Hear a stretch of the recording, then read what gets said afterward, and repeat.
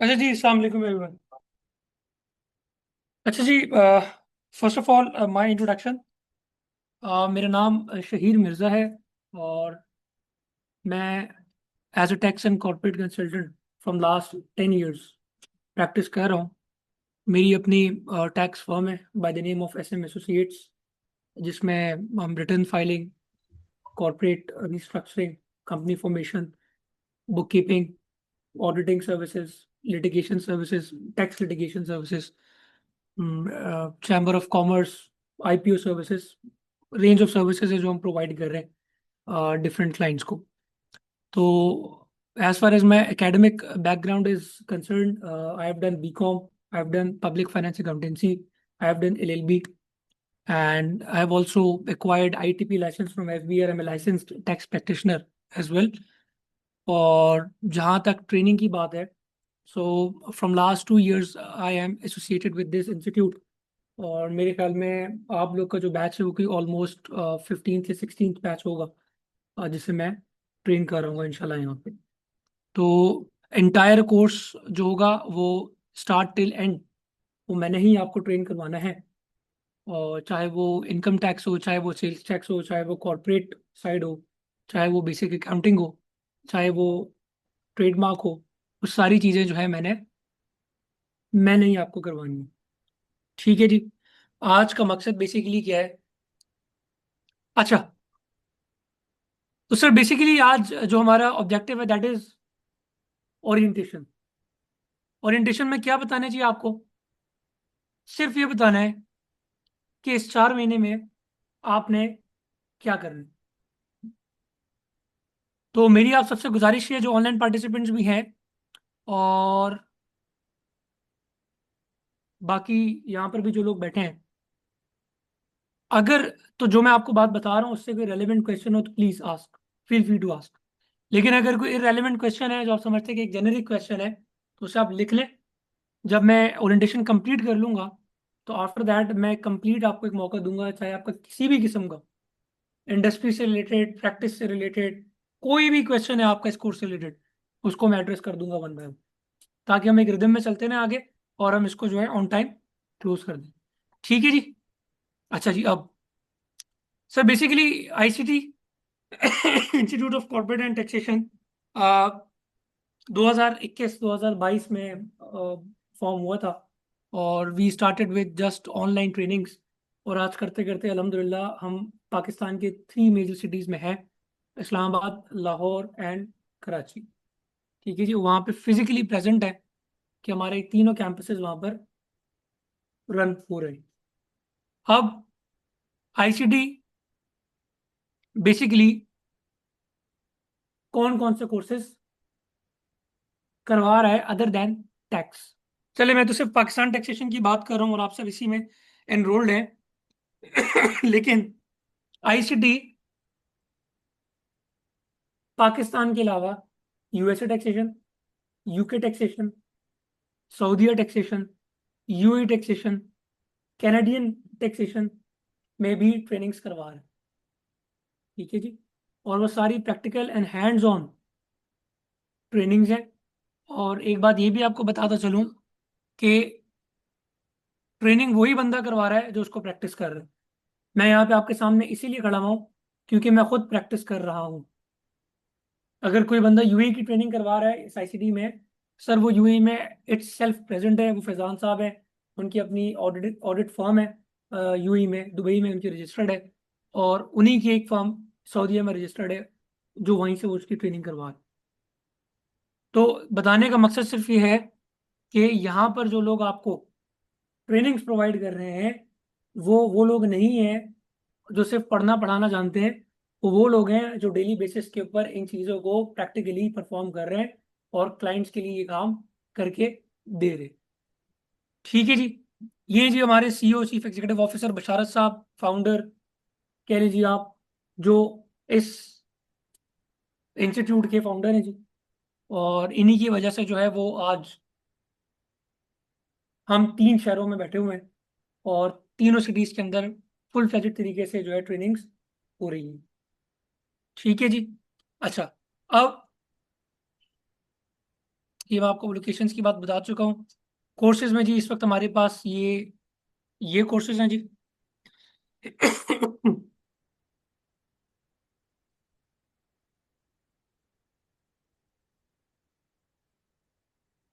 जी जी, different हमारे समझ लें कि जी अम्ब्रेला में या ग्रुप में हमारे जो है इंस्टीट्यूट्स या आप वेंचर्स कह लें जी।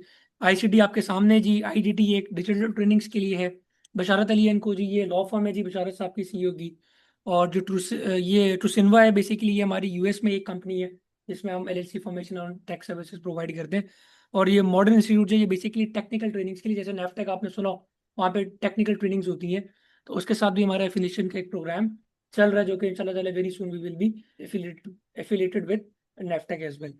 तो जो भी टेक्निकल तरीके की जो ट्रेनिंग्स है उसके अंदर इंशाल्लाह ताला हम इसको इंट्रोड्यूस करेंगे। अच्छा जी, जो लोग लेट आए सर, ये मेरी प्रोफाइल है। वैसे तो मैं आपको ऑलरेडी बता चुका हूँ।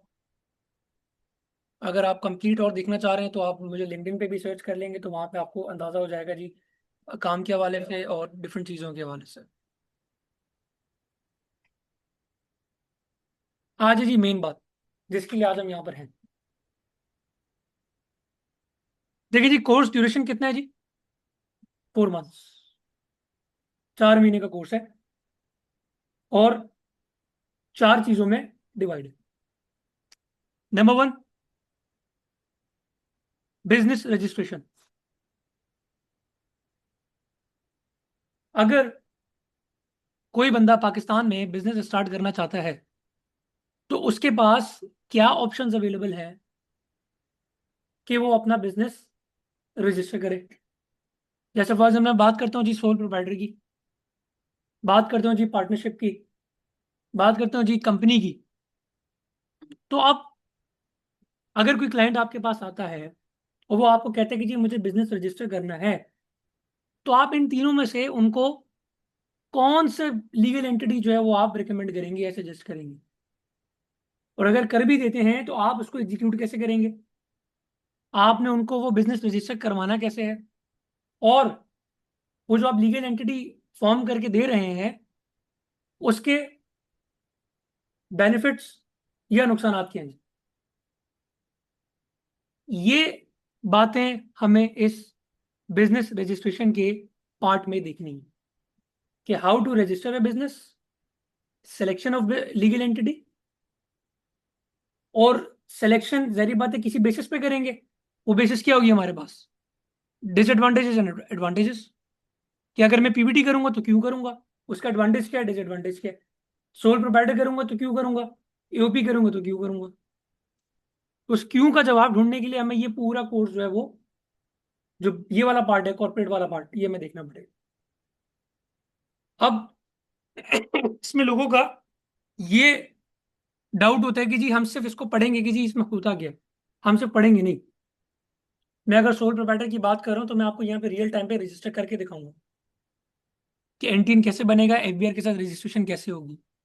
मैं अगर पार्टनरशिप की बात करूं तो मैं यहाँ पे आपके सामने पूरी पार्टनरशिप डीड ड्राफ्ट करके सिस्टम पे पूरा अपलोड करके सिर्फ सबमिट नहीं करूंगा, बाकी सब कर दूंगा आपके सामने। इसी तरीके से मैं एसईसीपी में भी जो कंपनी बनाते फॉर्म कर दें, वो पूरा प्रोसेस मैं आपको उन्हीं के सिस्टम के ऊपर करके आपको बता दूंगा, सिर्फ सबमिट नहीं करूंगा। सारी बातें सबमिट तो मैं कर नहीं सकता, लेकिन रियल टाइम पे दिखाने के लिए कि जी वो पोर्टल कैसे काम करता है, आपने किस तरीके से फीडिंग करनी है, वो सारी चीजें मैं आपको यहाँ पर बता दूँ। सबमिट के बाद की जो लिटिगेशन मैटर होता है कुछ सॉल्व करने पड़ते हैं हमें, हाँ, हमें कैसे पता चले? आगे आप बताऊंगा ना आपको। अच्छा जी, बिजनेस रजिस्टर हो गया जी। अब उसके बाद जो दूसरा पार्ट है दैट इज इनकम टैक्स। जब बिजनेस आप रजिस्टर कर लेते हैं तो हर साल आपने क्या करना है, रिटर्न फाइलिंग करनी है। तो रिटर्न फाइलिंग के लिए हमें income tax ordinance sir almost पूरा देखना पड़ेगा। ऑलमोस्ट हमें ये देखना पड़ेगा कि जी अगर मैं किसी सैलरीड पर्सन के रिटर्न फाइल कर रहा हूं तो कैसे फाइल करूं। अगर मैं किसी प्रॉपर्टी से जो रेंटल इनकम अर्न कर रहा है उसके रिटर्न फाइल कर रहा हूं तो कैसे करूं। बिजनेस से जो पैसा जनरेट कर रहा है उसका रिटर्न कैसे फाइल करूं। अगर कोई बंदा इन्वेस्टर है और वो प्लॉट्स लेता है, प्रॉपर्टी लेता है, होल्ड करता है, देन सेल आउट कर देता है, उसका रिटर्न कैसे फाइल करूं? या वो बंदा जिसने शेयर्स खरीदे हुए हैं या डिफरेंट सिक्योरिटीज में इन्वेस्ट किया हुआ, उसका रिटर्न कैसे फाइल करूं? वो सारी चीजें हम कहाँ देखेंगे? Income tax ordinance. और वो हम देखेंगे individual wise, partnership wise and company wise. कि अगर कोई इंडिविजुअल रिटर्न फाइल करेगा तो कैसे करेगा, अगर कंपनी करेगी तो कैसे करेगी, और अगर कोई पार्टनरशिप फर्म अगर अपना रिटर्न करेगी तो कैसे करेगी। वो हम सारी चीजें वहां पर कवर करेंगे। अगेन, इनकम टैक्स ऑर्डिनेंस की ये चीजें कवर करने के बाद हमने इसके कुछ जो इंपॉर्टेंट नोटिस हैं जिनसे लिटिगेशन स्टार्ट होती है, वो हमने देखना है कि वो नोटिस होते क्या है, क्यों होते हैं, उनका आपने रिप्लाई कैसे देना है, उनका पीछे मकसद क्या है, और वो आप अगर आपके अगेंस्ट ऑर्डर आ जाए तो आपने किन किन फॉरम्स पे जाके उसको आप उसको चैलेंज कर सकते हैं। तो क्या एक पूरा एक स्टेप होगा, वो इंशाल्लाह ताला हम उसमें देखेंगे इनकम टैक्स ऑर्डिनेंस में। तो सर, इनकम टैक्स ऑर्डिनेंस में थ्योरी प्लस प्रैक्टिकल। मैं सैलरी अगर रिटर्न आपको आप सैलरी की प्रोविजंस बताऊंगा तो मैं आपको जब सैलरी का चैप्टर क्लोज होगा तो मैं आपको कंप्लीट बताऊंगा कि सैलरी रिटर्न कैसे फाइल होता है। मैं अगर प्रॉपर्टी का आपको बताऊंगा तो मैं आपको प्रॉपर्टी की फिटिंग पूरी करके बताऊंगा रिटर्न में ऐसे फीड होगी। मैं अगर कंपनी के आपसे बात कुछ करूंगा तो मैं आपको एंड में पूरा कंपनी का रिटर्न दिखाऊंगा ऐसे फाइल करना, और ये मैं आपसे भी करवाऊंगा। ठीक है। मैं आपको कुछ असाइनमेंट भी दूंगा, ड्यूरिंग द क्लास ही दूंगा। वो मैं आपको क्वेश्चन एक सामने ओपन कर दूंगा, आपने जो है वहाँ पे लैपटॉप से आपने लेकर आना है जब मैं आपको बताऊंगा, और आपने उसको परफॉर्म करना है और रियल टाइम सबमिट नहीं करना। जस्ट आपने ड्राफ्ट बना के आपने देखने की जी वर्किंग कैसे होती है, ताकि आपको कॉन्फिडेंस मिल सके कि जी अगर मैं पोर्टल पे काम करूँ तो मैं कैसे करूँ। वो कंफ्यूजन, वो हेजिटेशन आपकी दूर हो कि हमने अगर किसी का काम करना है तो फौरन जाके बस उसको किस तरीके से हमने काम करना है। ठीक है जी। इसके बाद आते हैं जी सेल्स टैक्स। तो हम थर्ड पार्ट में क्या देखेंगे जी? Sales tax. Sales tax basically एक बहुत ही इंटरेस्टिंग, थोड़ा सा कॉम्प्लिकेटेड और बहुत ही इंपॉर्टेंट पार्ट है पूरे टैक्सेशन का। आप जितनी भी जॉब्स के लिए अप्लाई करें, अगर ट्रेडिंग कंपनी है या इंपोर्टर है या मैन्युफैक्चरर है, वो सबसे पहले पूछेगा यार सेल्स टैक्स रिटर्न फाइल कर लेते हैं आप, और इनकम टैक्स में आपसे पूछेगा कि विदहोल्डिंग की वर्किंग कर लेते हैं आप। ये दोनों काम वो आपसे जरूर पूछेगा। ठीक है जी। अगर आप किसी टैक्स एग्जीक्यूटिव या टैक्स असिस्टेंट की या टैक्स एसोसिएट की अगर जॉब के लिए जाते हैं तो वो आपसे जरूर ये बातें पूछेगा कि भाई ये आता ही नहीं आता आप। तो सेल्स टैक्स में भी हम सारी चीज देखेंगे कि जी कैसे रजिस्ट्रेशन करनी है, किन लोगों के लिए मैंडेटरी है, सेल्स टैक्स रेट कितना है, मंथली रिटर्न्स कैसे फाइल होते हैं, एनेक्चर, उसके अंदर डिफरेंट एनेक्चर्स हैं। एनेक्चर ए है, एनेक्चर बी है, सी डी ई एफ, बहुत सारे एनेक्चर्स हैं। एनेक्चर S1 है जो भी रिसेंटली अपडेट हुआ है, वो हमने देखना है जी कैसे करना है हमने। वो सारी चीजें हम वहां से इंशाल्लाह देखेंगे और सीखेंगे। और इसी के साथ साथ एंड पे हम देखेंगे कि जी सेल्स टैक्स में कौन कौन से नोटिस आपको रिसीव होते हैं, सेल्स टैक्स सस्पेंड क्यों होता है, ये फेक या फ्लाइंग इनवॉइसेस होती ही क्या है, इनसे बचा कैसे जाए, आपने किस तरीके से चीजों को टैकल करना है, सस्पेंशन से कैसे बचना है, वो सारी चीजें आपने इंशाल्लाह ताला वहां पर देखनी। सर्विस टैक्स और ये भी यस, सेल्स टैक्स अब दो तरीके की जी, on goods and on services. Sir हम दोनों कवर करेंगे। हम specifically sales tax on goods तो पूरा कवर होगा, SRB को मैं यहाँ पे आपके सामने कंप्लीट रिटर्न फाइल करके बताऊंगा कैसे करना है। बाकी जो डिफरेंट प्रोविंसेस हैं, PRA BRA, उनका मैं आपको एक ओवरव्यू दे दूंगा। सर वो कॉपी पेस्ट ही है, कुछ भी नहीं है, सिर्फ पोर्टल डिफरेंट है, रिटर्न सेम है सर। वो सिर्फ मैं आपको बता दूंगा कि आपने करना है क्या। ठीक है जी। जी एक अपन डबल मेरी कंपनी है सोल प्लीज ये ऑनलाइन क्वेश्चंस को भी रिव्यू कर लें। कंपनी की या एक ही होता अगर आपकी एक कंपनी है है सोल प्रोप्राइटर है, जी, मैंने जो income tax annual return file होते वो दोस्त सब में दोगे नहीं A1 सोल प्रोप्राइटर के केस में कंबाइंड रिटर्न ज्यादा है इंडिविजुअल का, और उसी में बिजनेस आपके शो होता है, इनकम शो होती है। अच्छा जी, अरसलान मुस्तफा साहब कह रहे हैं जी इंक्लूडिंग प्रोविंशियल सेल्स टैक्स, बिल्कुल ऐसा ही है। विदहोल्डिंग टैक्स बिल्कुल होगा, स्टेटमेंट्स होंगी, एडवांस टैक्स 147 भी होगा। कामरान साहब बिल्कुल होगा ये। ठीक है जी। अच्छा। अब इसके बाद, अच्छा, इनकम टैक्स में ना मैं एक चीज ऐड कर दूंगा, बेसिक अकाउंटिंग। कौन कौन लोग अकाउंटिंग बैकग्राउंड से? 1 2 3 4। बाकी लॉ, लॉ बैकग्राउंड से कौन कौन है? 1 2। टैक्स बैकग्राउंड से सर मैं भी हूँ सर, फ्रॉम पिशावर। जी जी सर, मैं, आप लिख के यहाँ पे चैट में लिखते हैं, मैं देख लेता हूँ। ओके। सर यहाँ पे बिजनेस बैकग्राउंड से? अच्छा जी। बिजनेस कौन कौन लोग कर रहे हैं अपना खुद? हाँ, सबसे ज्यादा परेशान लोग ये हैं, क्योंकि ये लोग कहते हैं कि जी हमें वकील बेवकूफ बना रहे हैं, हमें उनकी बात समझ नहीं आती। वो ऐसा लगता है कि वो हमें लूट रहे हैं, और वो एफबीआर के साथ मिले हुए हैं। तो इंशाल्लाह ताला सर यहाँ पर आपकी ये सारी कंफ्यूजन दूर हो जाएगी। इंशाल्लाह आपको मैं इतना केपेबल कर दूंगा कि अगर आपको आपका लॉयर बोलेगा कि जी ये चीज़ें, तो आप उसको बता सकते हैं कि यहाँ ये क्यों है, इसमें तो ये भी होता है। ठीक है जी। जब आपने सब्जेक्ट पढ़ा होगा तो फिर आपको कैसे घुमाएंगे? अब मुझे नहीं पता, आप लोग जो बिजनेस ओनर्स हैं, आप लोग को 1 हफ्ते पहले, 15 दिन पहले एडवांस टैक्स के नोटिस आए होंगे 147 के। आए हैं ना? कुछ पल्ले पड़ा जब आपने उसको देखा? इंशाल्लाह इसके बाद हो जाएगा। फिर आप उससे बात कर लेंगे कि भाई ये 147 है क्या। हाँ सर, हम भी यही कहते हैं। उसकी एक वजह है, उसकी एक वजह है। वो वजह इंशाल्लाह ताला मैं 147 में आपको बताऊंगा। ठीक है जी।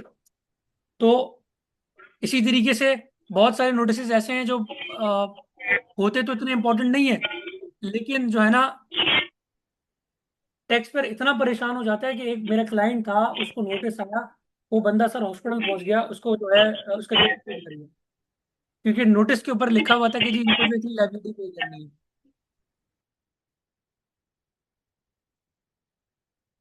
तो बहुत सारे लोग जो है ना, टेंशन बहुत, और बहुत सारे लोग ऐसे भी हैं सर, जिनको होश ही नहीं होता, उनके अकाउंट से जब पैसे कट जाते हैं उनको पता लगता है जी कोई ऑर्डर उनके अगेंस्ट हुआ हो।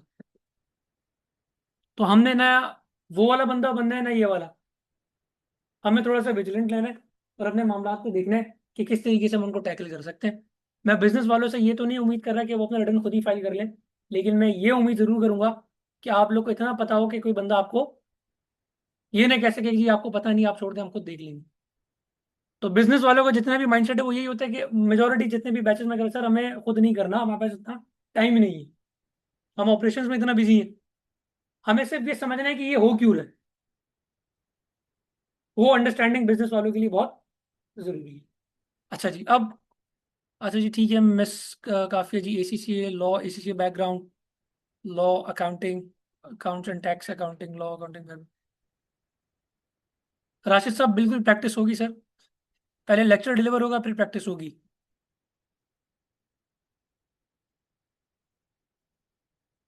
अच्छा जी। अब लास्ट में जी, ट्रेडमार्क फाइलिंग। पता है जी व्हाट इज ट्रेडमार्क?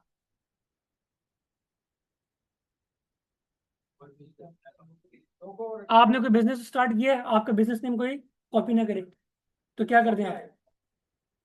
तो आप सबसे पहले उसको टीएम करवाते हैं, ट्रेडमार्क, देन कॉपीराइट। कहाँ से होता है जी? आईपीओ से, इंटेलेक्चुअल प्रॉपर्टी ऑर्गेनाइजेशन है जी पाकिस्तान की। वो मैं आपको बताऊंगा कि सिंपली आपने टीएम कैसे फाइल करना है। ऑल दो आईपीओ एक सेपरेट सब्जेक्ट है, बहुत वास्ट सब्जेक्ट है, लेकिन मेरा मकसद यहाँ पे टीएम आपको करवाना क्यों है? क्योंकि जब आप एज ए कंसल्टेंसी किसी को प्रोवाइड करते हैं ना बिजनेस रजिस्ट्रेशन की, आप टैक्सेशन की सर्विसेज देते हैं, तो आपको क्या कहता है यार, सारा काम आपने कर लिया, टीएम भी आप करवा दें प्लीज। तो वाई नॉट, अगर कोई बंदा आपको बोले कि जी आप करवा दें, तो आप क्यों उस चीज़ को कराओ? बड़ा इजी सा प्रोसेस है, आधे घंटे के अंदर आप उसकी एप्लीकेशन ऑनलाइन फाइल कर देंगे, दैट्स इट। ठीक है जी। बाकी उसके अंदर क्या चीज़ें होती हैं इंशाल्लाह ताला, वो मैं आपको with the passage of time, जब हम उस टॉपिक पर पहुंचेंगे तो मैं आपको बता दूंगा। अच्छा जी, ये सारी चीज़ें तो मैंने आपको बातों बातों में बता दी जो यहाँ लिखी हुई है। ठीक है जी। मेरा मकसद तो नहीं है कि मैं आपके सामने ये स्लाइड्स बैठ के पढूं, मकसद सिर्फ इतना है कि जो मैं करवाऊंगा आपको 4 महीने, वो आपको पता होना चाहिए कि हमने क्या कर। बाकी आपको ये स्लाइड्स आपके साथ शेयर हो जाएंगी, ये सारी बातें मैंने अभी आपसे की हैं। अच्छा, एक और चीज़, केसीसी चैम्बर ऑफ कॉमर्स की रजिस्ट्रेशन, वेरी इजी। ये भी मैं आपको बता दूंगा, 10 से 15 मिनट का काम है, कैसे आपने इसकी रजिस्ट्रेशन करनी है, कितनी फीस होती है क्या होता है। ठीक है जी। अब दो बातें जो मैं आपसे, बल्कि एक बात जो मैं आपसे करूंगा, उसके बाद मैं आपकी क्वेश्चन लेता हूँ जी। मुझे नहीं पता आप लोग यहाँ पे किस इंटेंशन से आके बैठे। जाहिर बात है, कोई ना कोई बंदा इस क्लास में आके बैठा है, उसके पीछे कोई ना कोई ऑब्जेक्टिव होगा कि वो क्यों ये कोर्स करना चाह रहा है। एक बीइंग अ कंसल्टेंट आप सबको एडवांस में एडवाइस दे देता हूँ कि आपके पास इस फील्ड के अंदर ना दो रास्ते हैं, या तो आप डॉक्टर बनेंगे या कंपाउंडर बनेंगे।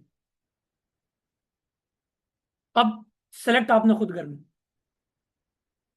मकसद क्या है जी इस बात का, मतलब क्या है कि या तो आपने एडवाइजर बनना है या टैक्स प्रिपेयरर बनना है। मतलब आपको एडवाइजर की बात करूं जी, आपके पास क्लाइंट आपसे एडवाइस ले और आपको एडवाइस दे जी, आपकी टैक्स प्लानिंग, ये सारी चीजें हैं, आपको इस तरीके से चलना है और फ्यूचर में पूरे बताएं उसको, समझा आपने ये काम करने। टैक्स प्रिपेयरर का क्या काम होता है, ये डॉक्यूमेंट्स भाई ये वर्किंग करके दो। टैक्स प्रिपेयरर आपको बहुत मिल जाएंगे मार्केट में। हम खुद अपनी फॉर्म में जब टैक्स फाइलिंग करते हैं, बहुत सारे लोग होते हैं जो इनको काम सीखना होता है, हम हायर कर लेते हैं।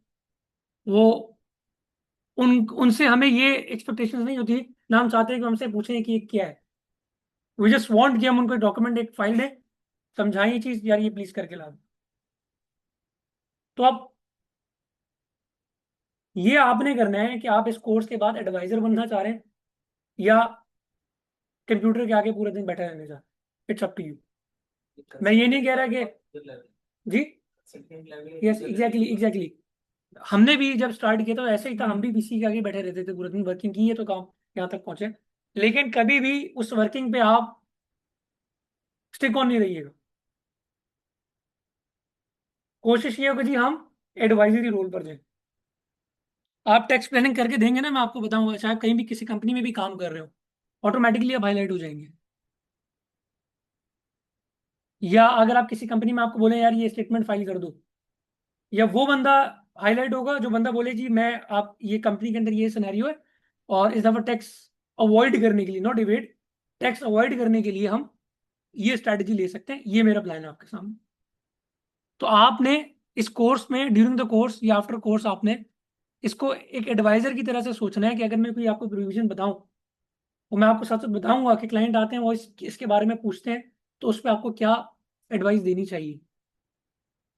तो क्रिटिकल थिंकिंग पे जितना जोर देंगे उतना आपके लिए ये कोर्स आसान होगा और आप चीज़ों को सीख लेंगे। लेकिन अगर आप सिर्फ समझेंगे यार कानून पढ़ना है और बस इसको ये करना है, तो ये एक वाहिद ऐसी फील्ड है, लॉ बेसिकली एक ऐसी फील्ड है जो कंटिन्यूसली बेसिस के ऊपर इवॉल्व होती है, अपडेट होती है। जब तक आप अपडेट रहेंगे, आप उस फील्ड में जिंदा रहेंगे। आप अपडेट नहीं रहेंगे, आप गए पीछे। मैं पर्सनली ऐसे ऐसे कंसल्टेंट को भी जानता हूँ जिनकी 2000s में या 90s में बड़ी ज़बरदस्त प्रैक्टिस थी, और सर वो आज इस हालात के अंदर है कि उनके पास एक ऑफिस भी नहीं है, ना कोई बंदा टीम में काम करने के लिए है। क्यों? अपडेशन, कोई अपडेट उन्होंने नहीं किया, ना अपने काम में, ना पर्सनली अपने ऊपर उन्होंने कोई इन्वेस्ट किया, और वो इसी वजह से पीछे रहेंगे। ये हमने देखा है, और ऐसे बहुत से वकीलों को देखा है जो उस जमाने में थे जब कंप्यूटर पाकिस्तान में आया भी नहीं था, और वो आज बड़े अच्छे तरीके से, including my father, he 65 right now, computer operate कर लेते हैं।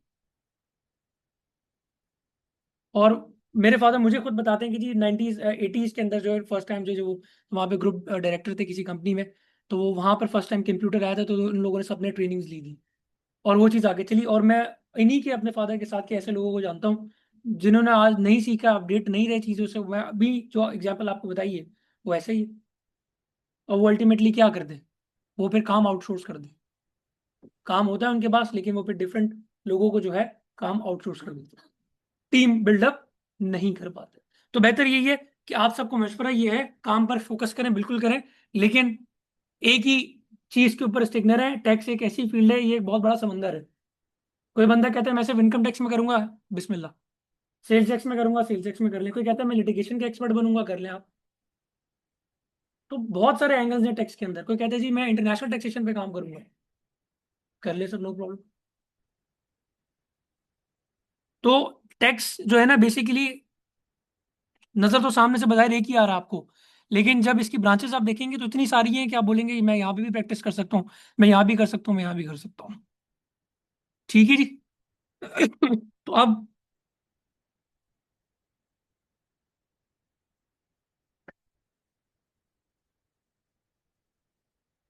अब आपसे जो है ना मैं सबसे पहले जो फिजिकल वाले हैं, अगर किसी को कोई क्वेश्चन है, जो भी क्वेश्चन है आपका, वो हैंड रेस करें और प्लीज आस्क द क्वेश्चन, मैं इसको एड्रेस कर दूँ जी।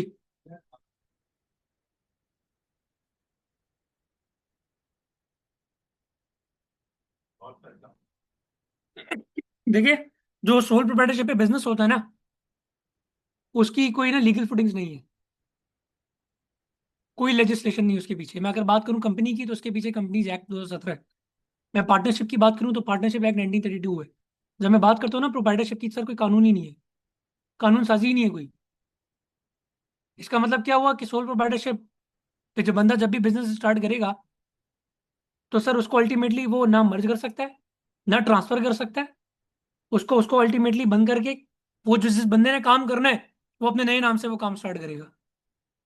और खुदा ना खास्ता सोल प्रोप्राइटरशिप में अगर सोल प्रोप्राइटर की डेथ हो गई तो बिजनेस उनके साथ वाइंड अप। ट्रांसफर नहीं है, जिसे हम लॉ में कहते हैं जी परपेचुअल सक्सेशन, ऑटोमेटिकली जो है ना उसकी लीगल एज में ट्रांसफर नहीं होगा।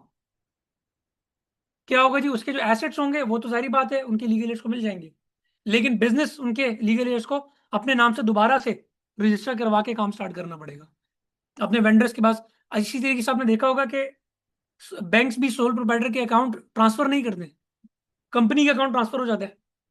न्यू डायरेक्टर्स आते हैं, वो बायोमेट्रिक करते हैं, ट्रांसफर कर देते हैं। सोल प्रोप्राइटर में सर नो पॉसिबिलिटी जी। पार्टनरशिप में रजिस्ट्रार और फर्म से रजिस्टर्ड हो तो डेथ के बाद फिर भी सोल प्रोप्राइटरशिप देखें कभी भी रजिस्ट्रार और फर्म के बाद रजिस्टर्ड नहीं होती है, तो अगर पार्टनरशिप फर्म होती है। सोल प्रोप्राइटर का मतलब है सिंगल ओनर। सर मैं गया था फॉर्म के लिए तो उन्होंने यही कहा था कि एक पार्टनर आप लेकर आए। तो सही तो कह रहे हैं, नहीं पार्टनरशिप ट्रांसफर नहीं होती, उसी नाम से नई पार्टनरशिप बनती है, नया अकाउंट ओपन होता है, नया एनटीएन बनता है, सारा काम नया होता है। जिस बंदे के प्रोप्राइटर के नाम पर के वो बिजनेस होता है वो उसको बंद कर देता है, वहां से ऑपरेट नहीं करता। यस सर, सोल प्रोप्राइटर जी सिंगल ओनर, एओपी मतलब एसोसिएशन ऑफ पर्संस, उसके अंदर आती है partnership firm and joint venture, दो बंदे होंगे कम से कम। Entirely different thing sir. Company अगर एलएलपी है तो क्या वो प्राइवेट लिमिटेड में कन्वर्ट हो सकती है? हाँ एलएलपी हो सकती है, उसी नाम से एलएलपी हो सकती है, नॉट एओपी। पार्टनरशिप 1932 वाली नहीं, जो एसईसीपी से एलएलपी रजिस्टर्ड करवाई है ना, वो पीयूटी पे जा सकती है, जा सकती इसका प्रोसेस है या कुछ है। थोड़ा सा डॉक्यूमेंटेशन ज्यादा होगी बट इतना मुश्किल नहीं है काम। कोई अगर सोल है और वो एक्स्ट्रा की सर्विसेज दे रहा है उसके ऊपर एसआरबी भी लागू होता है कि एसआरबी में वो डिपेंड करता है ऑन द एक्टिविटी। मैं कहता हूँ मैं सोल प्रोप्राइटर हूँ, मेरा रेस्टोरेंट है, ठीक है, और एसआरबी है। यस, और वो आईटी सर्विसेज देता है आईटी सर्विसेज में भी है एसआरबी।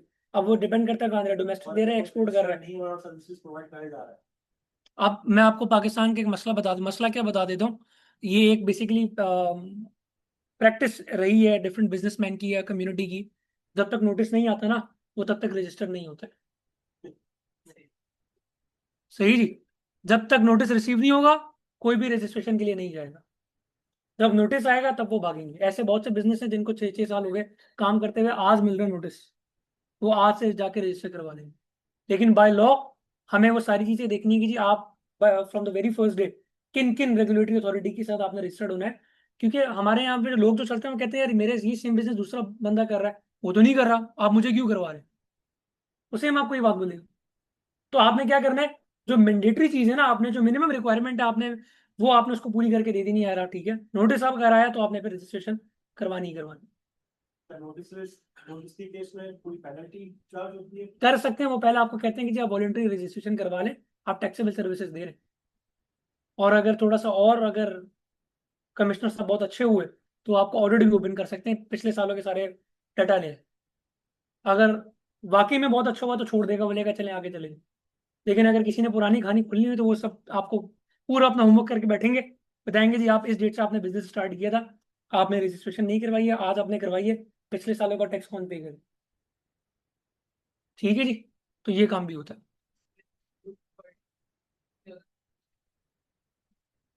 किसने कहा सर सेम है? एओपी का जो है सर डिफरेंट रिटर्न फाइल होता है, सेपरेट रिटर्न फाइल होता है, सोल प्रोवाइडर का सेपरेट होता है।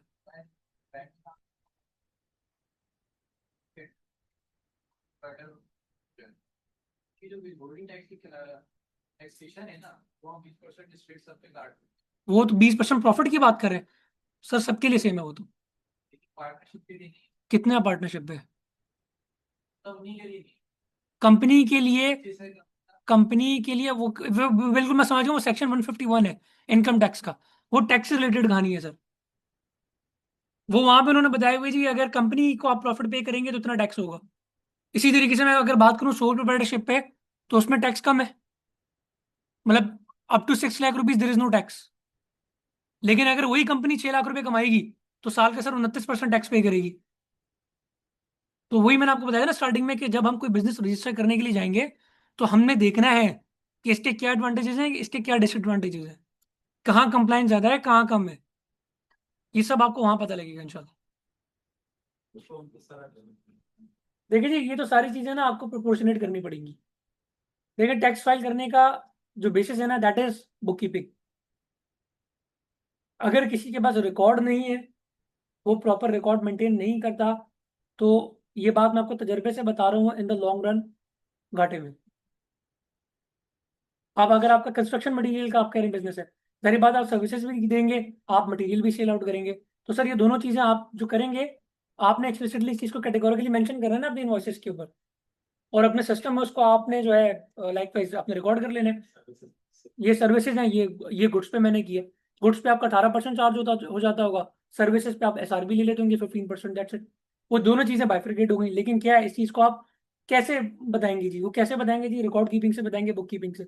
तो बुक कीपिंग जो है ना आपका सबसे मेन इंपॉर्टेंट एलिमेंट है जो आपने इस चीज में करना है, क्योंकि जब भी आप टैक्स रिटर्न फाइल करेंगे वो आपसे अगर कभी नोटिस आता है बोलेगा जी इसका डॉक्यूमेंट्री एविडेंस है।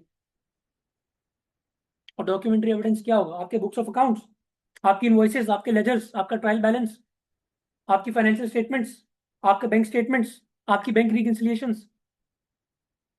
लोग यहाँ वो करते नहीं है। तो अब इस बात से आपको क्या अंदाजा हुआ है कि जब ये लोग करते ही नहीं है तो आपके पास एक और पैसेज आ गया एक और सर्विस प्रोवाइड करने का, कि नहीं जी आपकी बुक कीपिंग सर्विसेज भी हम आपको प्रोवाइड कर देते हैं टैक्स के साथ साथ, तो ये भी आप ऑफर कर सकते हैं।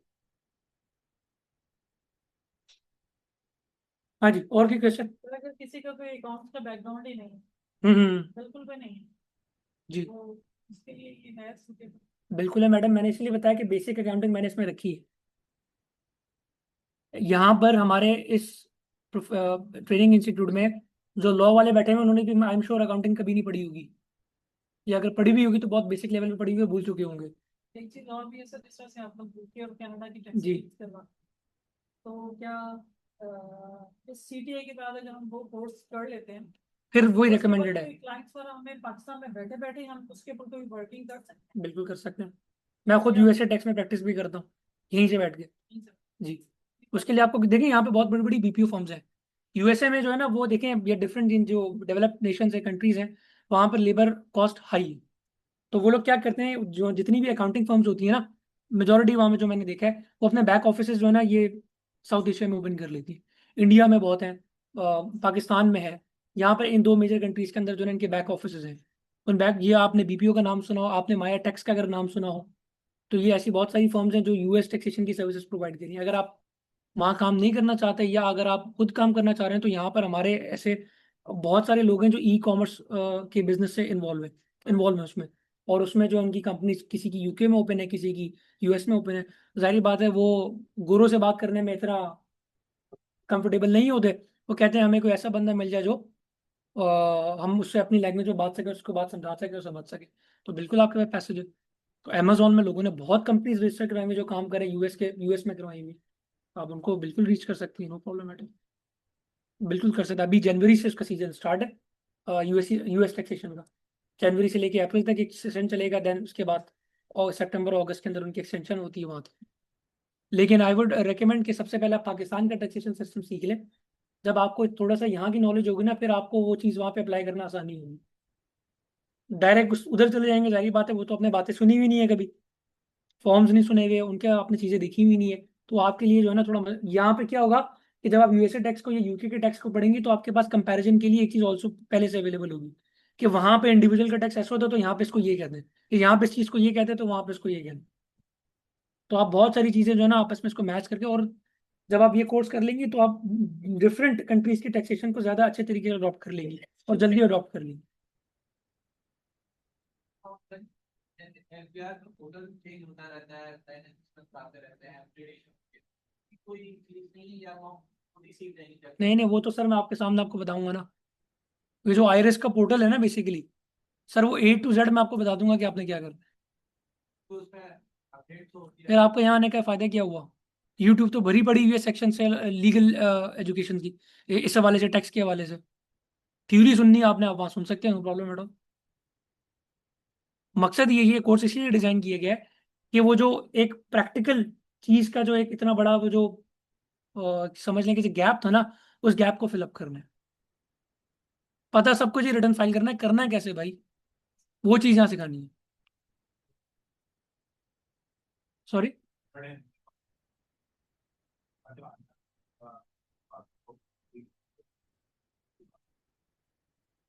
डोंट वरी, पहली क्लास में आपको रिकवर करना सिखा दूंगा। आपको उनके पास अब तो सिस्टम इतना अपग्रेड हो गया है कि आपको उनको बात करने की जरूरत नहीं है। रिकवरी पे जाए, नया नंबर नया ईमेल डालें, रिकवर कर लें, that's it. Password set.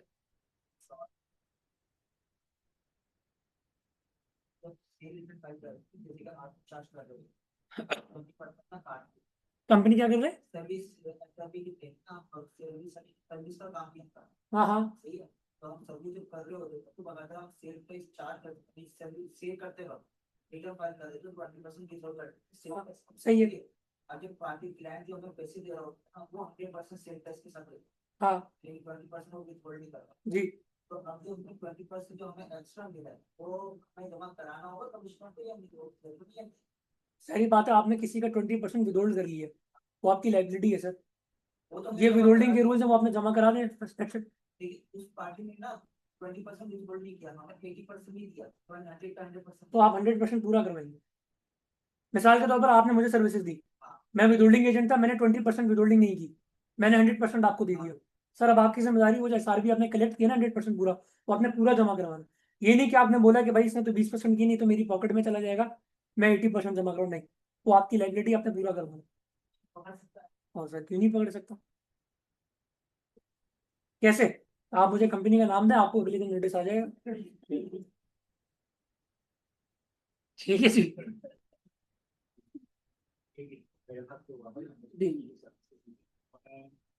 Reporting tax start किया, वो कह रहे हैं आप पहले वो सर्विस जमा कराएं फिर हम फीस करें।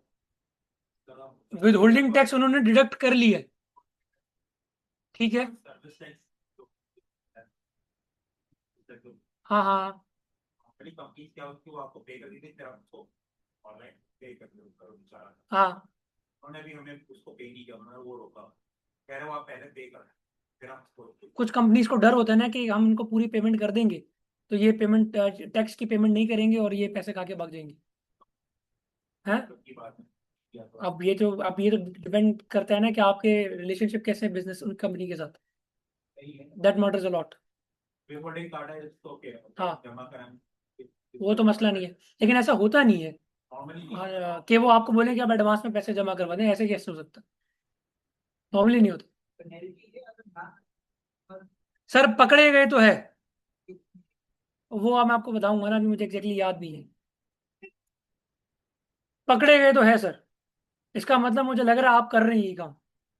आप 80% जमा करा रहे हैं, 20% आप लोग अपना प्रॉफिट रिकॉर्ड कर रहे हैं, ऐसा ही है ना?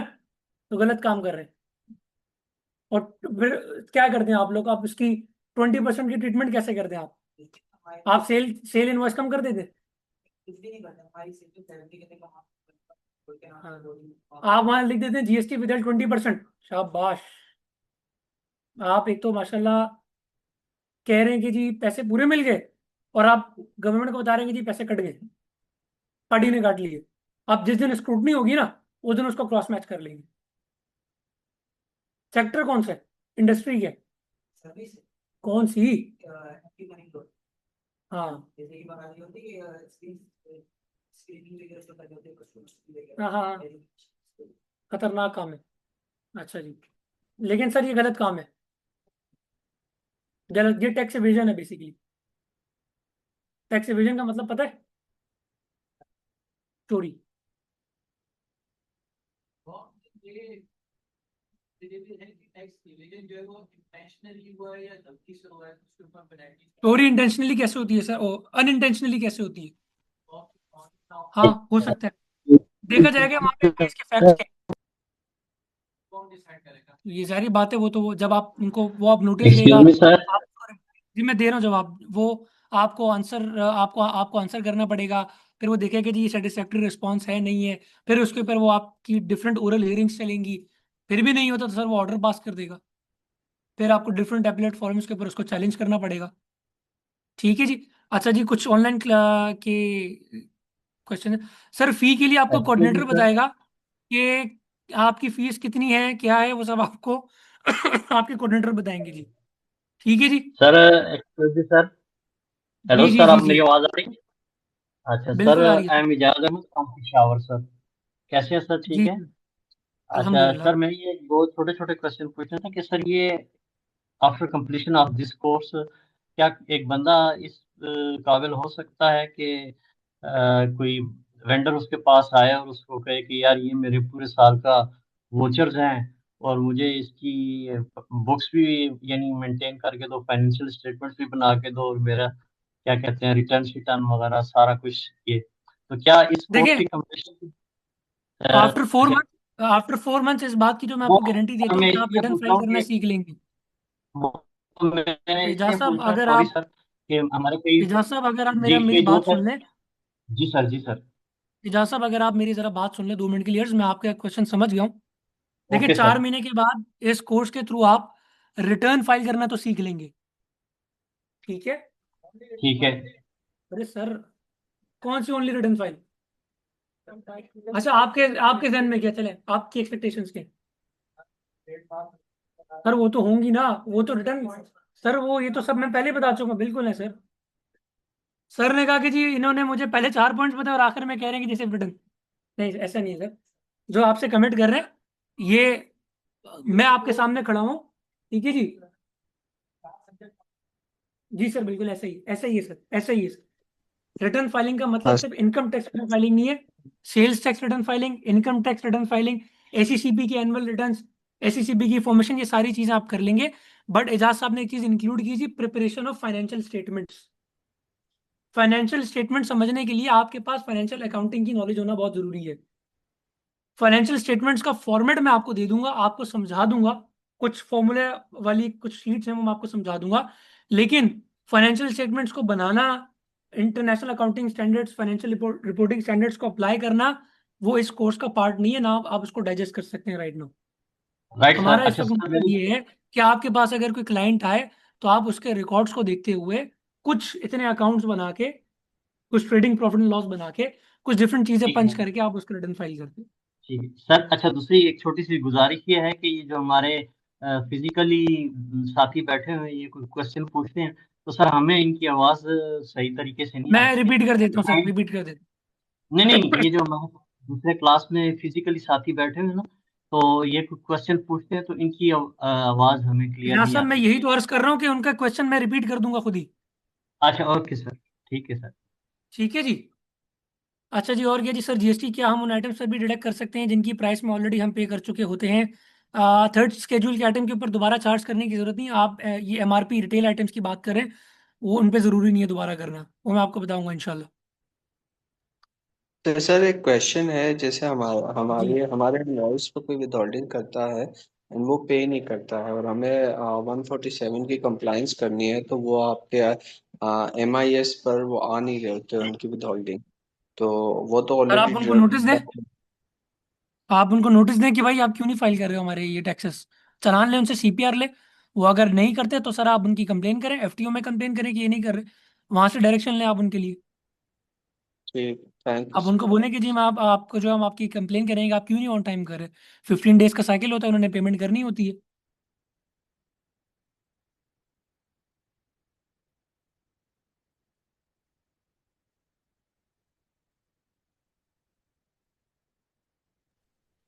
एक्सक्यूज मी वैसे जी सर। टेल करेंगे what after CTA how to advance our knowledge regarding tax. देखिए जी, टैक्स कोर्स के बाद आपको जो है ना बेसिकली अपने आप को जो है अपडेट रखने के लिए आपको फ्री के जो चैनल्स हैं वो आपको बता देता हूँ। नंबर 1, अपना लिंक्डइन स्ट्रॉन्ग कर ले। अपने लिंक्डइन पे कोशिश करें कि आपके पास 500 से 1000 के दरमियान ऐसे बंदे हों जो टैक्स का काम करते हो, टैक्स के प्रोफेशन से रिलेटेड हो। तो डेली बेसिस के ऊपर आपको इतनी अपडेट्स मिल जाएंगी कि आपको किसी की कानून उठाने की जरूरत नहीं पड़ेगी। आप जैसे लिंक्डइन ओपन करेंगे नया नोटिफिकेशन आपके सामने होगा। जिस तरीके से आप फेसबुक स्क्रॉल करते हैं ना, इसी तरीके से अगर 15 मिनट के लिए अगर आप वो कर लेंगे सुबह या रात में, तो आपको पता लग जाएगा कि आज हुआ क्या। तो अगर इतने कनेक्शंस होंगे तो इजीली आपको सर वो नॉलेज आपको आपको मिल जाएगी। कोई चीज़ क्लैरिफिकेशन नहीं है, समझ नहीं आ रही, तो उसके लिए डिफरेंट फॉर्म्स जो है वो क्या करती हैं, वर्कशॉप्स रखती हैं। अब वो चाहे वेबिनार हो चाहे वो सेमिनार हो, वो कंडक्ट जिस जिस तरीके से हम लोग क्या करते हैं कि हम during the return filing season हम सैलरी रिटर्न फाइलिंग की वर्कशॉप्स रखते हैं 1 डे। बजट आता है जी, बजट के ऊपर जो है वर्कशॉप होती है। डिफरेंट अगर कोई लॉ के अंदर कुछ मसला आ गया जी, कोई इंटरप्रिटेशन करनी है तो उसके ऊपर वर्कशॉप्स होती हैं। तो आपको पाकिस्तान में डिफरेंट सिटीज़ के अंदर बहुत सारे ऐसे मिल जाएंगे इदारे जो डिफरेंट वर्कशॉप्स करा रहे होते हैं, और ऐसे बहुत सारे फ्री वेबिनार्स भी हो रहे होते हैं। तो जितना आप अपने आप का अपना लिंक्डइन स्ट्रांग रखेंगे ना, सारे कॉन्टैक्ट्स आपको वहाँ मिल जाएंगे। वेबिनार्स का भी पता चल जाएगा, अपकमिंग ट्रेनिंग्स का भी पता लग जाएगा, बहुत सारी चीज़ों का आपको वहाँ पता लग जाएगा। ठीक है जी। ऑनलाइन पार्टिसिपेंट्स में किसी का और कोई क्वेश्चन है तो please.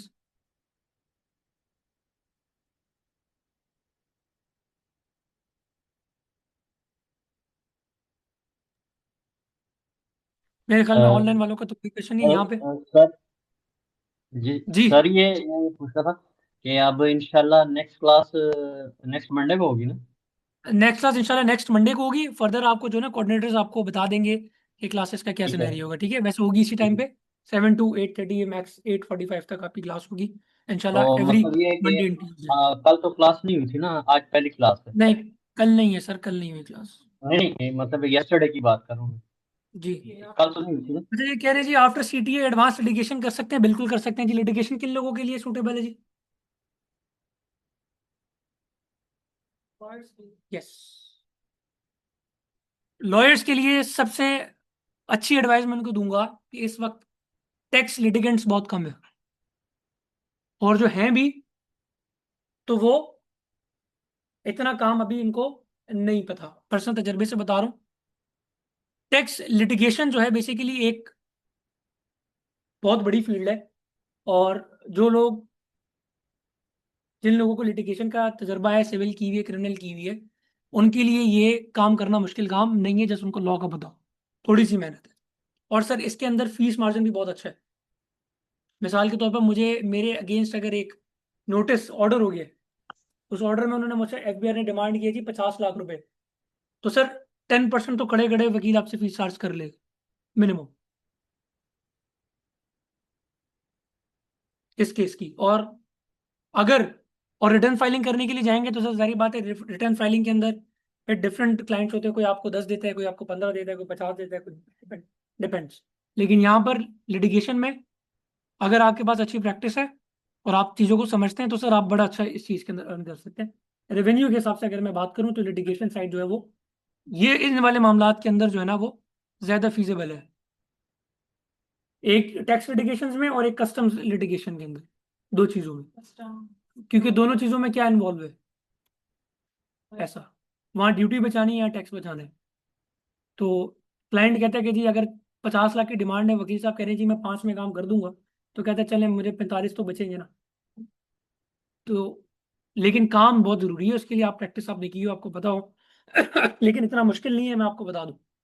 Tax litigation very easy for those lawyers जो कंटिन्यूसली बेसिस के ऊपर कोर्ट जा रहे हैं, प्रेजेंट हो रहे हैं वहाँ पे, उनके डिफरेंट केसेस लगे हुए हैं सर। बड़े आराम से आप इसके ऊपर जो है अपनी महारत हासिल कर सकते हैं। लेकिन उसके लिए आपको थोड़ा टाइम देना पड़ेगा, आपको बेसिक लेवल से चीज़ें सीखनी पड़ेंगी। आपको 1 साल 1.5 साल रिटर्न फाइलिंग देखनी पड़ेगी, रिटर्न फाइल कैसे होता है, वर्किंग कैसे होती है, कौन कौन से नोटिस होते हैं। ऐसा ऐसा करते करते डिपार्टमेंट्स में जाते जाते आप फिर ट्राइब्यूनल तक जाएंगे, ट्राइब्यूनल से देन आप रेफरेंस के लिए हाई कोर्ट जाएंगे। लेकिन ये आपको मैं बता दूं, लिटिगेशंस के लिए ये रिवॉर्डिंग करियर है। इन द लॉन्ग रन जल्दी नहीं करेगा रिवॉर्ड, लेकिन आपको रिवॉर्ड करेगा, ये मैं आपको बता दूं। अच्छा कोर्स कौन सा सर जिससे अच्छी अर्निंग हो सकती है? जिससे अच्छी अर्निंग हो सकती है। अरे देखिए, अर्निंग का जहां तक सवाल है ना, आप जितने भी कोर्सेज कर ले, अब आपने उसको एग्जीक्यूट कैसे करना है, इट्स अप टू यू। जल्दी मैडम कुछ नहीं होने वाला ना। फिर क्या? देखिए इस वक्त जो सब, अगर आप फाइनेंशियल इसकी बात कर रहे हैं ना, टैक्स की बात कर रहे हैं, तो मैडम इस वक्त तो ये चल रहा है हर बंदा। मैं आपको बताऊं ना, अभी तो आपके चलने दिसंबर चल रहा है क्योंकि टैक्स सीजन क्लोज हो चुका है ऑलमोस्ट। वरना सर लिटरली आपको बता रहा हूँ, लास्ट 3 बैचेस 4 बैचेस में से यहाँ पे खड़े होने की जगह नहीं थी। ये डोर भी खुला होता था और वहाँ हमारे रिसेप्शन पे भी खड़े होकर लोग सुन रहे थे। ये लास्ट 4 बैचेस की आपको बात बता रहा हूँ मैं। और टैक्स के लिए काम ऐसा है कि जी, जैसे फॉर एग्जाम्पल कहती है जी मैंने टैक्स का काम सीख लिया, सबसे पहले आप क्या करेंगी कि अपने फैमिली वालों से बोलेंगे जब मेरे से रिटर्न फाइल करवा लो, और वो नहीं करवाएंगे। बोलेंगे भाई ये तजर्बा जो है हम पे कर रही है। ठीक है जी, काम आपको मिलेगा इंशाल्लाह, जरूर मिलेगा, लेकिन उसके लिए आपको मेहनत करनी पड़ेगी। और आपको जो है नेटवर्किंग अपनी स्ट्रॉन्ग करनी पड़ेगी। ये वाला काम ऐसा है, ये सर आपको रेफरेंस के ऊपर मिलता है। टैक्स फाइलिंग का काम रेफरेंस के ऊपर मिलेगा। कोई बंदा फंसा हुआ आपके पास आया, आपने उसका काम कर दिया, वो आपका क्लाइंट है, और वो 2 और लेकर आएगा जी। यस। और यहाँ पर आपको ज्यादातर वही लोग मिलेंगे जो किसी न किसी केस में फंसे हुए होंगे और आपने उनको बाहर निकालना है।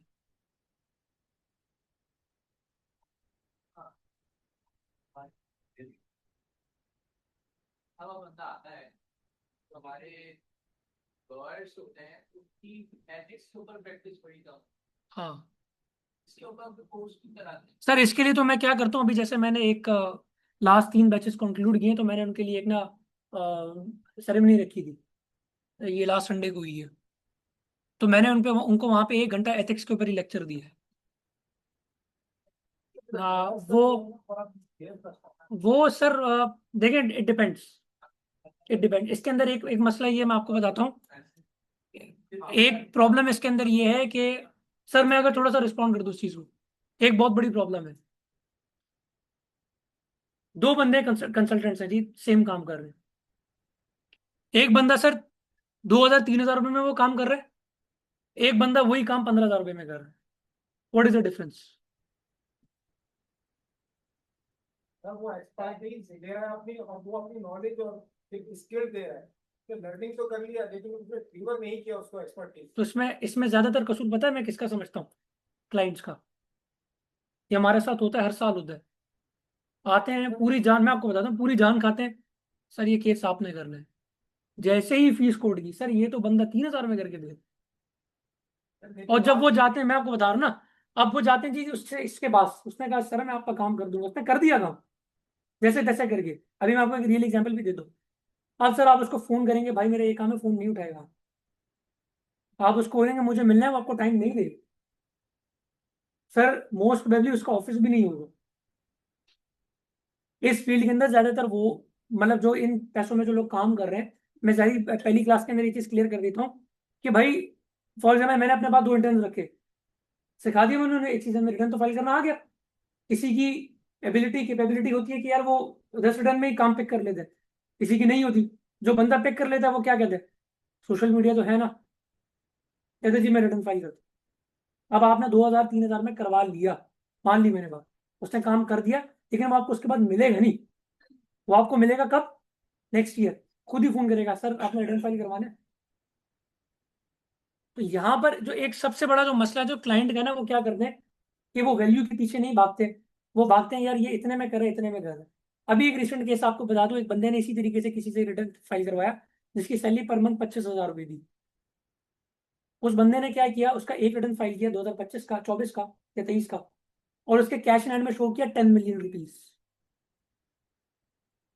एफबीआर ने 111 का नोटिस किया कि जी ये एसेट्स, ये जो पैसे आपके अनएक्सप्लेन्ड रिसोर्सेज है, हमें एक्सप्लेन करें पैसे कहाँ से आपके पास कैश इन हैंड में। सर 25,000 की जिसकी नौकरी, जिसके सालाना 3 लाख रुपए बनती है एनुअल इनकम, सर उसको उसके गले में 40 से 45 लाख रुपए की लाइबिलिटी लटका दी। किस वजह से जी? 2000-3000 वाला काम करने में। ठीक है। बीइंग अ क्लाइंट, जब भी आपकी क्लाइंट जब जाए ना किसी के पास, तो क्लाइंट का ये होता है यार एक बंदा देखा जाए कि उसकी कोई ठिकाना है या नहीं है, नंबर वन। नंबर टू, वो इस काम के लिए एक्सपर्ट है या नहीं है। सर आज भी हमसे लोग आके खुद कहते हैं, जब कहा सर आप खुद कौन है, मैं लिटरली आपको बता रहा हूँ, वो मुझसे पूछते हैं जी आप क्या हैं, फिर हम उनको बताते हैं जी इंट्रोडक्शन देते हैं, ये एकेडमिक बैकग्राउंड है, ये लाइसेंस है। इतने लोगों का काम करें, फिर जो उनकी इंडस्ट्री से रिलेटेड लोग होते हैं, अगर कोई क्लाइंटेल निकला तो उनका रेफरेंस दे देते कि ये हम लोग काम कर रहे हैं। लेकिन अगर आप ये काम करेंगे 2000-3000 4,000 और उनसे एक्सपेक्ट करेंगे कि वो आपको एक बिल्कुल ही जो है ना 100% आपको आगे सर्विसेज दें, आपको रिस्पॉन्ड करें और आपको बड़े अच्छे तरीके से करें, नेवर, कभी भी नहीं हो। ठीक है, पैसे तो सबने ही कमाने, रेवेन्यू तो सबने जनरेट करना है ना। अब ये तो डिपेंड करता है क्लाइंट के ऊपर, क्लाइंट किस तरीके की सर्विसेज चाह रहा है। और जहां जहां तक बात है एथिक्स की, है ये मसला, ये हर प्रोफेशन का मसला है, लेकिन हमारे इस लीगल प्रोफेशन में थोड़ा ज्यादा इसलिए, क्योंकि मैंने अगेन वही बात, ये चीज जुड़ी हुई है रेवेन्यू से। अगर मैं आपसे 5,000 के केस ले रहा हूँ, मैं पागल थोड़ी हूँ कि मैं सुबह शाम आपको रिस्पॉन्स करूंगा, मुझे अगले किसी का सर्विस नहीं देनी है। सिविल लिटिगेंट्स के अंदर क्या क्या मसला होता है, लिटिगेशन के अंदर ये जो प्रॉब्लम होता है कि वो जाहिर बात है अपने करियर के बिल्कुल इनिशियल स्टेजेस के ऊपर होते हैं। जो केस अच्छा वकील 50,000, लाख, 1.5 लाख, 2 लाख रुपए में कर रहा होता है, वो वही 25-30,000 में कर देते हैं, उसके बाद गायब। तो आपने हमेशा क्या करना है, आपने जो है ना एक मीडियम रास्ता ढूंढना है कि भाई एक वकील हो, उसका ऑफिस हो, उसके पास टीम हो, सब पढ़े लिखे हैं, सबको पता है, आप जब किसी ऑफिस जाते हैं तो आपको अंदाजा हो जाता है कि यार ये किस किस्म का जो है इनका ऑफिस का माहौल है या एटमोसफेयर है, या वो खुद कैसे, वो बताते खुद। अगर आप किसी से, अगर आपकी पब्लिक डीलिंग है, तो 20 मिनट आप 15 मिनट किसी से बात करेंगे तो आप 50-60% आपको पता लग जाएगा बंदा क्या। बाकी तो जारी बात है, नियतों का हाल तो अल्लाह जानता है, मैं किसी को ये नहीं कह सकता, लेकिन आपको खुद आपको पता लग जाएगा कि सेंस कर जाएंगे जी ये बंदा है। तो एथिक्स का जो प्रॉब्लम है ना, वो main thing is that is linked with the revenue. हाँ, वो किसी मुझे नहीं पता यहाँ पे किसी वकील को अगर आपने काम दिया होगा, सबसे सबसे बड़ा मसला ये होता है कि उनके अंदर प्रोफेशनल एथिक्स की कमी है ना। रिस्पॉन्ड नहीं करेंगे, ऑन टाइम जवाब नहीं देंगे, आपको सेटिस्फाई नहीं करेंगे, आपकी क्वेश्चन की क्यूरीज हैं तो उस पर आपको टाइम नहीं देंगे, ये प्रॉब्लम होती है। तो आपने इन चीज़ों के ऊपर काम करना है, और उसके ऊपर इंशाल्लाह जब आपका कोर्स एंड होगा तो मैं आपको एक लंबा लेक्चर डिलीवर करूंगा इसके ऊपर कि आपने किस तरीके से चीज़ों को लेकर चलना है और किस तरीके से मार्केट में बैल प्रैक्टिसेस चल रही हैं। क्योंकि बहुत सारे लोग ऐसे हैं जो लोग काम बस ऑफिस में सीख लिया और वो चलते फिरते कर रहे हैं, और वो डिफरेंट जो है, फिर लोग उनको कहते हैं कि जी ये वकील है हमारा, बट वो वकील नहीं होता। ये मैं आपको बता दूं। ठीक है, लाइसेंस बंदे के पास है, ऐसे लोगों के पास हैं जो स्किलफुल हैं काम करने के लिए। और रेफरेंस, इसीलिए कह रहा हूँ कि ये काम रेफरेंस बेस इसीलिए होता है कि अगर किसी ने करवाया हुआ है तो वो कहता है कि हाँ इसका इसने काम किया हुआ तो मैं इसके पास कर दूँ। हमारे पास ऐसे भी केसेस हैं कि पूरी पूरी फैमिलीज के केसेस हमारे पास हैं। एक बंदे से स्टार्ट किया था, वो पूरी फैमिली के केसेस ले आया कि यार इनका भी कर दो, इनका भी कर दो, इनका भी कर दो। तो ये आपने तरीके से अगर काम करना है, अच्छा काम करना है, तो ये 3-4 बातों का अपने ख्याल रखना है। अदरवाइज वरना जिस तरह से लोग कर रहे हैं आप वैसे कर सकते हैं। ठीक है जी, ये और ये ह्यूमन साइकी है, और ये बड़ी नेचुरल सी चीज़ है। मैं अगर किसी से बहुत कम अगर पैसे चार्ज करूंगा तो ऑब्वियसली मैं उसके 2-3 से ज़्यादा कॉल्स नहीं उठाऊंगा, टाइम नहीं है भाई मेरे पास। मैं उसको, या तो मैं उसकी कॉल, जारी बात है, उठाऊंगा ही नहीं, या तो कॉल कट कर दूंगा, बोलूंगा जी मैं आगे पीछे हूँ, तो आप भी तंग आ जाएंगे। सबसे बड़ा मसला यही है यहाँ, रिस्पॉन्स ऑन टाइम नहीं आए। ठीक है जी सर। एग्जाम भी का कैसे बेकरी है, बेकरी। रजिस्ट्रेशन कर रहे हैं तो उसके इनकम टैक्स की तो उसकी पहले ऑलरेडी हम्म। अभी सेल्स बेस की उसने किसी वकील ने कर दी है इसका भी, हाँ हाँ। उसकी कोई ऐसी सर्विसेज नहीं है जो फाल करे ऐसा भी कोई। तो अभी उसकी सेल्स बेस में एफबीआर में मैंने प्रोसेस है फॉर रजिस्ट्रेशन। अभी मीनवाइल एक ऐसा भी से उसको सरकार इशू हुआ है कि आपने 2 महीने शुरू में नल रिटर्न क्यों फाइल किए। उसने रिकॉर्ड मांगे सेल्स रिकॉर्ड का कि तुम्हारा रजिस्टर होगा मैनुअल और पॉइंट ऑफ सेल का यूटिलिटी। इसके बाद हर चीज है, लेकिन इसके बाद ये नहीं है कि मतलब पॉइंट ऑफ सेल इसको कोई मशीन है ही नहीं। हाँ। और इसके अलावा कोई इसने रिकॉर्ड भी मेंटेन नहीं किया हुआ। जो वो मांग रहे हैं, इसमें क्या मुझको रिप्लाई उनके इसकी कोई सर्विस नहीं है कि वो पैसा वो तो मुझे वर्किंग टैरिफ में देखना पड़ेगा कि बेकरी है या नहीं है। रेस्टोरेंट तो आता है, सर रेस्टोरेंट तो एसआरबी के एम्बेड में फॉल करता है। बेकरी का मुझे चेक करना पड़ेगा कि वहाँ पे बेकरी का कोई वर्किंग टैरिफ है या नहीं है। ये रजिस्ट्रेशन क्यों करवाई थी, खुद करवाई थी या शो वो आया था नोटिस? तो कंफर्म नहीं था, तो उसने वकील को बोला कि सिंद्रमणि कोर्ट में करवानी है, हाँ, तो उसने कर दी। अभी सिंद्रमणि वाले भी, जहाँ तक मैंने अभी तो नील फाइलिंग नहीं करनी थी ना, फिर थोड़ा बहुत टैक्स जमा करा देते। पॉइंट ऑफ सेल क्यों नहीं लगा हुआ उनके पास, कहाँ है बेकरी का है? हाँ, मैडम का मॉडल कॉलोनी में। उसको बोले पॉइंट ऑफ सेल तो लगाए, कच्चे पे सारा काम कर रहे हैं, मसला तो बनेगा। अब आपको बैकरी देखे ना, बैकरी एक जहाँ तक मुझे ना मिली, मैंने इन्फॉर्मेशन ली है, वो एसआरबी में फाइल ही नहीं करते उसके मैं यही आपसे कह रहा हूँ ना, मुझे भी इस वक्त इसलिए कंफर्म नहीं, क्योंकि रेस्टोरेंट तो कंफर्म है, रेस्टोरेंट तो कंफर्म है। अब इसके ऊपर 18% वाला जीएसटी लगता है, वो बिल्कुल ठीक है। उसका जो प्राइस 15% ये नहीं लगेगा, उसके लिए फिर हमें केस देखना पड़ेगा, उनको बताना पड़ेगा कि भाई हमने गलती से कर ली है ये, और डी रजिस्ट्रेशन के लिए अप्लाई करना पड़ेगा। लेकिन बेकरी का मुझे देखना पड़ेगा, क्योंकि मैं भी जितनी बेकरीज में गया हूँ, जहाँ तक मुझे याद आ रहा है 18% मैंने जरूर देखा है। 18% हाँ, 15% नहीं होता है, जीएसटी है। वो मैंने कंफर्म किया, लेकिन उसका पॉज करवाना पड़ेगा उनको, उसका पॉज करवाना पड़ेगा, इनका करवाने की जरूरत नहीं है। इस पर मैं भी रिसर्च कर लेता हूँ, नेक्स्ट क्लास में आपको इस पर रिस्पॉन्ड कर दूंगा। आप एक्सटेंशन फाइल कर देना, तो आप एक्सटेंशन फाइल कर दें, आप खुद वकील हैं यार, आपको नहीं पता तारीख पे तारीख कैसे लेते हैं। आप एडजमेंट फाइल करें उसकी, उसको बोल देंगे जी यार जो हमारा वकील है वो आउट ऑफ, समझ गए जी। या खुद चले जाएं, आप खुद चले जाएं, आप उनको बोलें, एक लेटर बना के चले जाएं, अथॉरिटी लेटर अटैच कर लें आप, उनको जाके समझा दें, बोले सर हम इसका डाटा वेटा हम देख रहे हैं, सारी चीज़ें कर रहे हैं, और अब इन चीज़ों को हम देख रहे हैं, ये सारी चीज़ें डिस्कस करेंगे तब शक्ल दिखाएं, तो वो आपको 1 हफ्ते की रिलैक्सेशन पर दे देगा। खुद चले जाएं, ज़्यादा बेहतर, सिचुएशन सारी बता दें उसको। ऑफिस देखा हुआ है, जी जी सर, मेरा शाइन कॉम्प्लेक्स में उनका है। कौन है कमिश्नर साहब? मोहम्मद सिद्दीक सर। अच्छा, पहले तो वो अली साहब थे, तो मेरे ख्याल में होंगे, वरना मैं कुछ आपकी हेल्प आउट कर देती जी। सर दो तीन सर, एक ये कि जो रिटेल वगैरह है उनके लिए पॉज अभी मैंडेटरी कर दिया ना हम्म। और एक आजकल सॉल्यूशन चल रहा है एफपीआर डिजिटल इनवॉइस। सोल्यूशन नहीं सर, वो तो मैंडेटरी कंप्लाइंस है। हाँ, तो जो रिटेल वालों के लिए अगर वो पॉज यूज नहीं करता और समवन उनको वो एफपीआर डिजिटल इनवॉइसिंग नहीं, रिटेल वालों के लिए है ही पॉस, टीयर 1 रिटेलर के लिए पॉस है।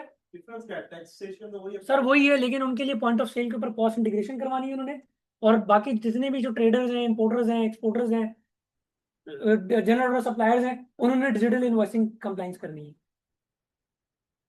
At the end back and पे जो अमाउंट रिटर्न वही जाएगी, सेम जाएगी, सेम है। सेम होगी, लेकिन टीयर 1 रिटेलर्स के लिए पॉस इंटीग्रेशन इज मैंडेटरी, उसके लिए डिजिटल इनवॉइसिंग का प्रॉब्लम नहीं है इतना बड़ा।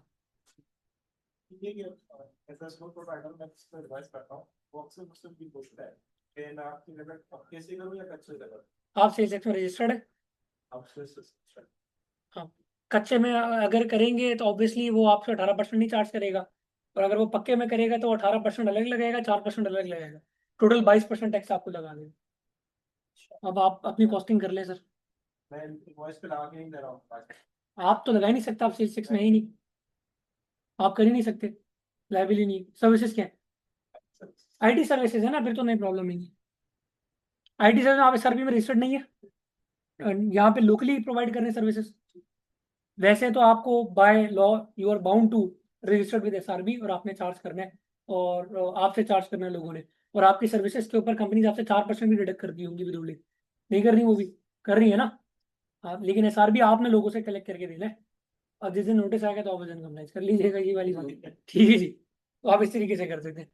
चले जी, ये तारिक साहब के लास्ट क्वेश्चन है जी। I am a researcher I hope लिखा हो आपने, इज देयर एनी, या टीचर लिखा हो I hope, is there any legal hurdle in adoption taxation profession not? नहीं, कोई लीगल हर्डल कुछ भी नहीं है। हाँ, इसका मैं आपको आंसर कर देता हूँ कि सर ये काम करने के बाद क्या हम लोग एंटाइटल हैं काम करने के लिए, क्या इजाजत तो नहीं लेनी पड़ेगी? तो सर जो लोग एनरोल्ड एडवोकेट्स हैं, नो रिक्वायरमेंट बाय लॉ कि आप एफबीआई से इजाजत लें। जो लोग सीए फाइनलिस्ट हैं या एसीसी फाइनलिस्ट हैं जिनके टैक्स के पेपर्स क्लियर हैं, आईसीएमए के कुछ पेपर्स क्लियर हैं टैक्स के, और इसी तरीके से सिमा है, एमबीए इन फाइनेंस है, बल्कि एमबीए फाइनेंस का फ्लाइट वगैरह ये जो अकाउंटिंग बॉडी के मैंने आपको बताया नाम अगर आप इनके मेंबर्स हैं या फाइनलिस्ट हैं तो आपको जो है लाइसेंस लेने की जरूरत नहीं है। लेकिन अगर आप एमबीए इन फाइनेंस हैं तो सर आपको लाइसेंस के लिए अप्लाई करना पड़ेगा। अगर आप बीकॉम है तो लाइसेंस के लिए अप्लाई करना पड़ेगा लाइसेंस किससे अप्लाई करते हैं? एफबीआर से। इनकम टैक्स प्रैक्टिशनर के लाइसेंस के लिए आपको अप्लाई करना पड़ेगा। नॉर्मली मिल जाता है सर, आपने जाना है, आपने एक एफिडेविट जमा कराना है, एप्लीकेशन जमा करवानी है, 500 रुपये का कुछ चालान है। उसके बाद आपके लिए इंटरव्यू लाइन होगा, आप इंटरव्यू कंडक्ट करेंगे, इंटरव्यू में अगर आप पास हो गए तो आपको मिल जाएगा, अदरवाइज नहीं मिलता। Depends on the mood off commissioner, कभी अकेले भी होते हैं, कभी पैनल भी होता है। लेकिन अगेन द थिंग इज इसको इनको रेगुलेटेड करना चाहिए। लेकिन बहुत से लोग सर ऐसे 90, मैं समझता हूँ कि जी जो लोग अपने आप को टैक्स कंसल्टेंट कहते हैं उसमें से समझ लें कि जी 60% लोग ऐसे होंगे जो विदाउट इसके बैठे हुए होंगे, क्योंकि कोई रेगुलेटेड इतनी चीज नहीं है, इतनी सख्ती नहीं है। इन फ्यूचर क्या पता हो जाए तो। लेकिन अगर आप और अपनी क्रेडिबिलिटी एनहांस करना चाहते हैं, चीज़ों को देखना चाहते हैं, तो आपको ये जरूर करना चाहिए। इसका फायदा होता है। और सर आप एंटाइटल्ड हैं लीगली ये प्रैक्टिस, ये कंसल्टेंसी प्रोवाइड करने के लिए, अदरवाइज यू आर नॉट। तो ये अपने जैसे यूके या यूएसए टैक्सेशन करनी है तो उसके लिए भी हम जरूरी नहीं है, उसके लिए जरूरी नहीं है। यूएस के लिए आपको एनरोल्ड एजेंट बनना पड़ता है, वो भी इसके पेपर्स पाकिस्तान में अनफॉर्चुनेटली नहीं होते, वो इंडिया में होते हैं, डिफरेंट कंट्रीज में हो रहे हैं। तो वहां पे अगर आप और ज्यादा इसमें एक्सेल करना चाह रही हो तो आप ईए का एक सर्टिफिकेट ले सकती हैं। यस यस, और उनको इसमें कोई प्रॉब्लम भी नहीं है, दे आर हैप्पी कि हमें यहाँ से सर्विसेज मिल रही हैं, बाकी वो चीज़ें खुद देखती। बहुत कम पैसे में यहाँ से एग्जैक्टली ऐसा ही है। लेकिन फिर भी हमारे लिए यहाँ वो पैसे सही है ना। मैं अगर आपको बात बताऊं कि अगर आप कहती हैं कि जी मुझे किसी इंडिविजुअल के रिटर्न फाइल करना है तो आप एटलीस्ट $100 में फाइल हो जाएगा, इससे कम में नहीं होता। एक क्लाइंट हंसता खेलता आपको $100 दे जाएगा, वो नहीं लोकल वाले भी दे जाएंगे आपको। पाकिस्तानी की बात कर रहा हूँ जिसकी कंपनी बाहर है, $100 तो नॉर्मल है, वो आपको दे देगा। फिर अगर आप कंपनीज की अगर तरफ जाएंगी या ज्यादा करेंगी तो आप उसमें पे $200 भी है, 250 भी है, $300 भी, डिपेंड्स। तो वो बुरा ऑप्शन नहीं है, बहुत बड़ी उनकी इंडस्ट्री है टैक्स की। ऑलमोस्ट कोई मेरे ख्याल में 140 मिलियन लोग जो हैं वहां पे टैक्स फाइल करते हैं, 140 मिलियन। तो आपके पास कितना बड़ा पैसेज है। अगर आप और पॉलिश करने जा रहे हैं तो आप ये इसके बाद यूएस का कोर्स करके आप जो है किसी बीपीओ में जॉब करें, 6 7 8 महीने दें, इनफ आपके लिए। डिफरेंट वेबसाइट्स हैं, फ्रीलांसर है, अपवर्क है, फाइवर है, लिंक्डइन है, हाँ बिल्कुल जाते हैं, बहुत बहुत पोजीशन आती है। मैंने कहा ना आप अपना लिंक्डइन स्ट्रॉन्ग करें, जितना आपका लिंक्डइन स्ट्रॉन्ग होगा आपको डेली बेसिस पे 10 10 जॉब मिलेंगी। सिर्फ आपके पास वो स्किल होना जरूरी है। कोई ना कोई तो इंटरव्यू आप क्रैक कर ही लेंगे, कहीं ना कहीं तो आपको एंट्री मिल ही जाएगी, हो जाएगा इंशाल्लाह। ठीक है जी, और की क्वेश्चन किसी का, तो फिर मैं ये सेशन जो है क्लोज करूँ।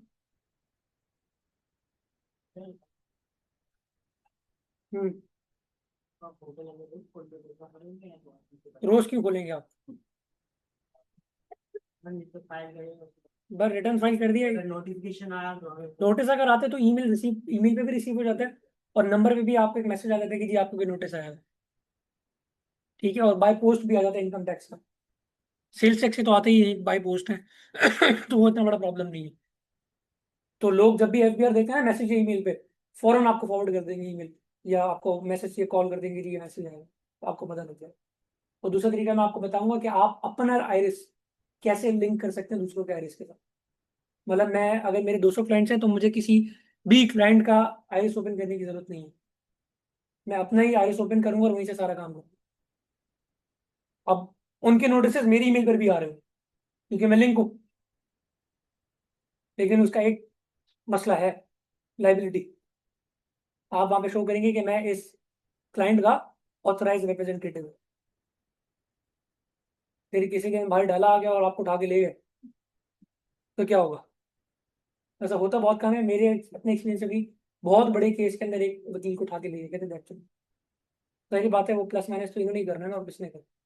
तो ये इजीली है, अब तरीकेकार है, आप इसको कर सकते हैं, नो प्रॉब्लम एट ऑल।